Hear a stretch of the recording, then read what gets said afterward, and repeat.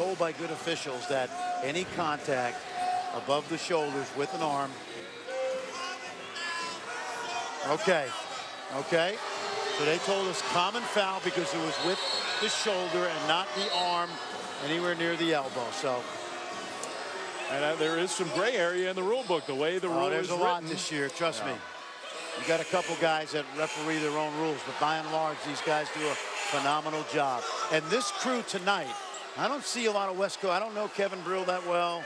You know, and these guys out here, they've done, you know, Mike, I know about him from watching him, Michael Reed, certainly Michael Irving, but they've done a very good job tonight of controlling a very heated game. Yeah, tough game to officiate, I think.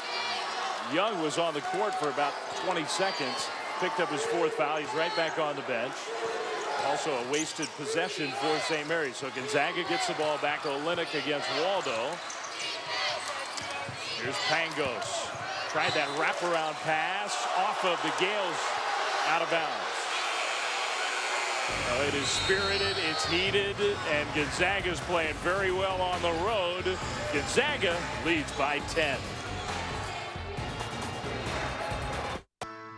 And I would do anything for love. Oh, I would do anything for love. I would do anything for love. But I won't do that, or that, or this. No, not this. Definitely not this. It hurts, but I kind of like it. ESPN College Game Day is on the road again. And what a cool story, huh? The great moments just keep on coming. Zeller dumps it back in. Jones! Yeah! You serious? Let the party begin in Raleigh. And College Game Day is right in the thick of it. This week, Jay, Reese, Jalen, and Digger are live from Kansas. College Game Day covered by State Farm. Saturday at 10 on ESPNU and 11 on ESPN. Now playing on DirecTV Cinema.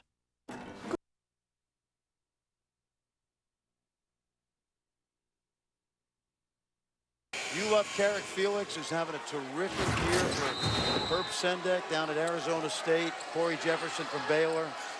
But I think Kelly Olynyk's the most improved player in the country. I think he takes surprise. Dower somehow avoided stumbling into the backcourt. That was pretty athletic play by the big guy. Shot clock at 10 now.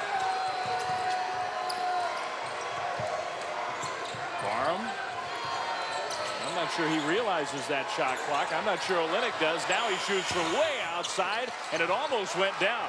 We saw him shoot a half-court shot today. That was a jumper, not forced. He has that range. Not a heave. Maybe not from half-court. Stephen Holt. Waldo, offensive board, missed the putback. That's what you talked about. Inability to finish, Waldo and Young. We talked about it earlier, the lob by Young that he missed. You're down by 10, and those baskets loom large. Young had a dunk, just missed it, and now he's on the bench with 4 fouls. Waldo has missed a couple from point-blank range. You work hard, get that offensive rebound, just stick it back in. St. Mary's with the alternate possession, does get the ball.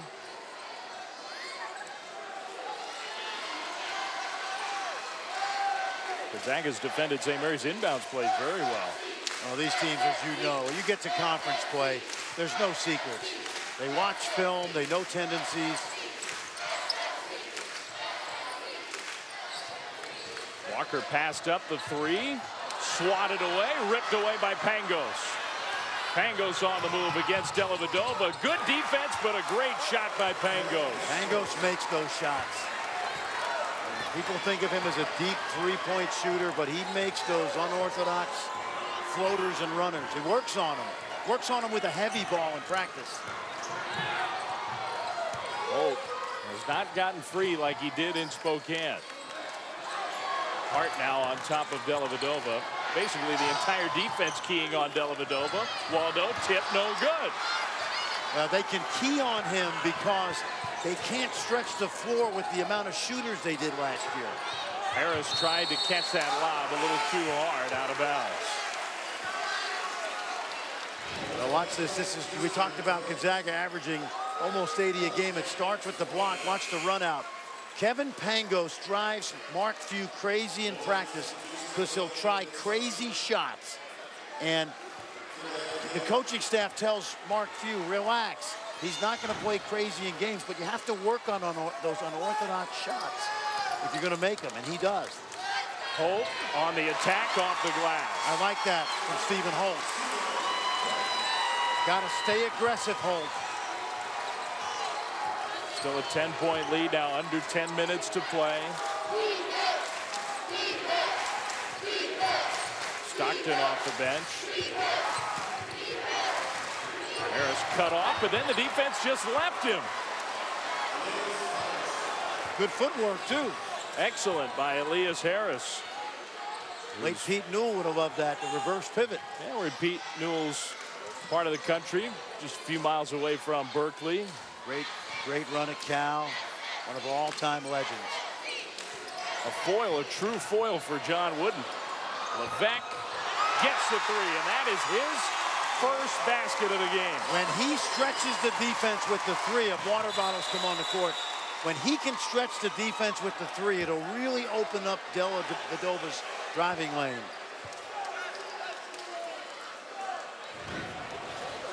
Take a look at Bo Levesque now. There's the drive by Giusti. Levesque, good rhythm three. Guy that was a couple weeks ago WCC Player of the Week.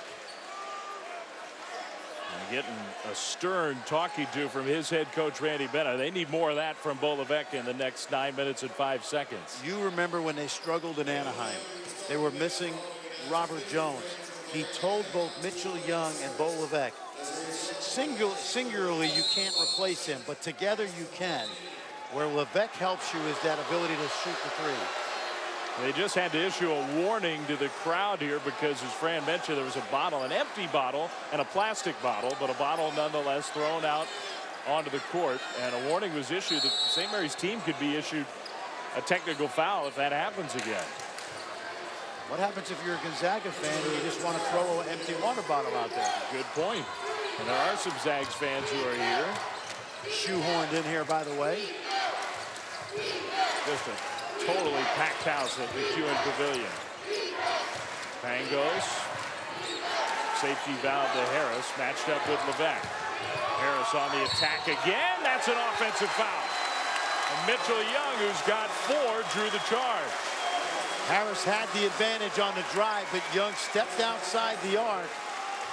And he had to absolutely be set. Let's take a look. And from there, it looks like he's set outside that restricted arc.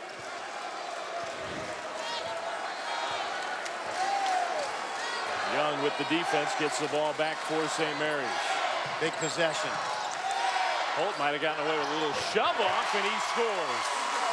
He pushed off with the forearm, but he hit the jumper. Well, Young's got to be careful tangling up with Olynyk right now. Stockton gets it back from Pangos. Gale's one basket away from making this place erupt. But they need a stop.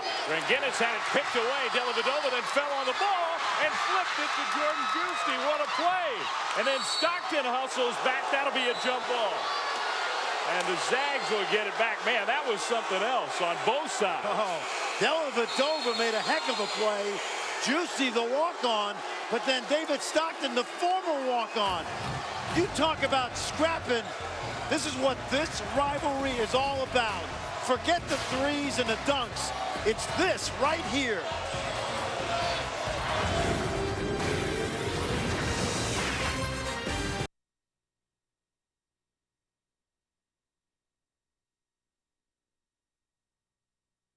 Look brought to you by History's Vikings. Last 8 meetings, 4 wins aside, almost the exact same number of points, shooting percentages. Every game basically has been close and hotly contested. And I think this rivalry has been just as good for Gonzaga as it has been to establish St. Mary's nationally, especially because when you think about it, in the last 10 years, Dave, Gonzaga has only played 5 ranked teams in the regular season in February and March going into the NCAA tournament.